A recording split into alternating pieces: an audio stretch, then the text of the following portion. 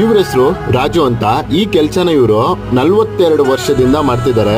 ಬೆಳಗ್ಗೆ 9 ಗಂಟೆಗೆ ಬಂದ್ರೆ ಸಾಯಂಕಾಲ 5 ಗಂಟೆಗೆ ಮನೆಗೆ ಹೋಗ್ತಾರೆ.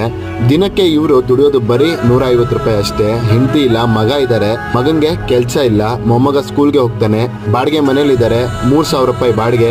ಎಲ್ಲಾ ಖರ್ಚು ಇವ್ರು ಒಬ್ಬರೇ ನೋಡ್ಕೊಳ್ತಿದ್ದಾರೆ. ಮತ್ತೆ ಒಂದು 13,000 ಸಾಲ ಇದೆ, ಅದನ್ನ ತೀರಿಸ್ತಾ ಇದೀನಿ ಅಂತ ಹೇಳಿದ್ರು. ಊಟ ಮಾಡಿದ್ರ ಅಂತ ಕೇಳಿದಕ್ಕೆ ಬೆಳಗ್ಗೆ ಮಾಡಲ್ಲ, ಮಧ್ಯಾಹ್ನ ಯಾರಾದ್ರೂ ಕೊಡ್ಸಿದ್ರೆ ತಿಂತೀನಿ, ಇಲ್ಲಾಂದ್ರೆ ರಾತ್ರಿ ಒಟ್ಟಿಗೆ ಹೋಗಿ ಮನೇಲಿ ತಂಗಳನ ಇದೆ ಅದನ್ನ ತಿಂತೀನಿ ಅಂದ್ರು. ಸಖತ್ ಬೇಜಾರಾಗೋಯ್ತು. ಅದಕ್ಕೆ ಫಸ್ಟ್ ಅವ್ರಿಗೆ ಅಲ್ಲೇ ಇದ್ದ ಊಟನ ಕೊಡಿಸ್ದೆ. ಹೊಟ್ಟೆ ಹಸ್ಕೊಂಡು ಯಾರು ಇರಬಾರ್ದು ಅಷ್ಟೇ.